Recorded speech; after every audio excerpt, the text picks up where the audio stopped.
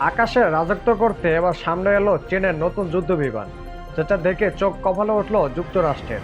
But বিস্তারিত জানতে পারুন ভিডিওতে। যুক্তরাষ্ট্রসহ বিশ্বের অন্যান্য দেশগুলোকে সামরিক শক্তির জানান দিতে এবার ষষ্ঠ প্রজন্মের যুদ্ধবিমান নিয়ে এলো চীন। সম্প্রতি নতুন এই যুদ্ধবিমানটির পরীক্ষামূলক উড্ডয়ন করেছে দেশটি।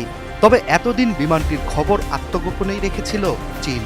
তবে পরীক্ষামূলক উড্ডয়নের সময় নতুন এই বিমানটি ধরা পড়ে নেটিজেনদের ভিডিওতে।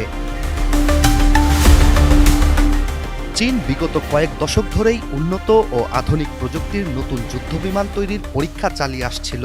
এবার সব জল্পনা কল্পনার অবসান ঘটিয়ে অবশেষে উড়তে দেখা গেল চীনের তৈরি সর্বাধুনিক জেট বিমানটিকে। আন্তর্জাতিক বিভিন্ন গণমাধ্যমের তথ্যানুযায়ী চীনের নতুন এই বিমানটির নাম হোয়াইট এম্পারার। চীন আনুষ্ঠানিকভাবে এখনও তাদের নতুন এই বিমানটির বিষয়ে কোনো তথ্য প্রকাশ করেনি। তবে বিভিন্ন সংস্থা ও আন্তর্জাতিক গণমাধ্যম জানিয়েছে চীনের নতুন এই বিমানটি একটি হাইপারসনিক যুদ্ধবিমান। মূলত হাইপারসনিক যুদ্ধবিমান পৃথিবীর বায়ুমণ্ডল ছাড়িয়ে মহাকাশে যেয়েও আক্রমণ করতে সক্ষম।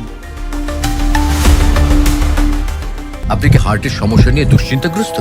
স্বল্প খরচে হার্টকে ভালো রাখার সহজ উপায় মাতৃভূমি হার্ট কেয়ারে।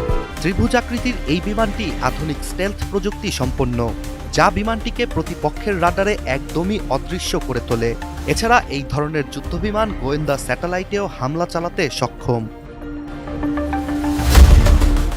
চীনের সংবাদ মাধ্যম গ্লোবাল টাইমস জানায়, দেশটির রাষ্ট্রায়ত্ত মহাকাশ ও প্রতিরক্ষা সংস্থা aviation industry corporation of China নতুন এই ফাইটার প্লেনটি তৈরি করেছে। ষষ্ঠ প্রজন্ম রাডার ফাঁকি দেয়া ছাড়াও সামরিক সক্ষমতার জন্য এতে ব্যবহার করা হয়েছে একাধিক ওয়েপন্স সিস্টেম।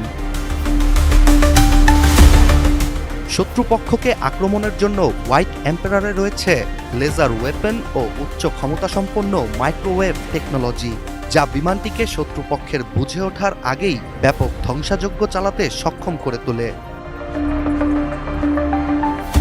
হোয়াইট এম্পারার ষষ্ঠ প্রজন্মের যুদ্ধবিমান হওয়ায় এটির গঠনও প্রচলিত ডিজাইন থেকে অনেকটা ভিন্ন। প্রথম দেখায় মনে হতে পারে এটি বহির্বিশ্বের কোনো যান, যা মহাকাশ থেকে পৃথিবীতে প্রবেশ করেছে। চীনের নতুন এই যুদ্ধবিমানের খবর বিভিন্ন গণমাধ্যমে ছড়িয়ে পড়ায় এখন বেশ চিন্তিত অনেক রাষ্ট্রই। কেননা যুক্তরাষ্ট্র, রাশিয়া ও চীন অনেক আগে থেকেই ষষ্ঠ প্রজন্মের যুদ্ধবিমান তৈরির চেষ্টা চালিয়ে যাচ্ছিল।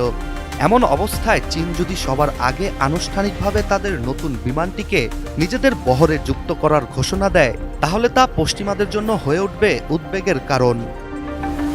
আর একটু নিত্য নতুন ভিডিও পেতে আমার চ্যানেলটিকে সাবস্ক্রাইব করুন। দেখা হবে নিত্য নতুন ভিডিওতে। সে পর্যন্ত ভালো থাকবেন। আল্লাহ হাফিজ।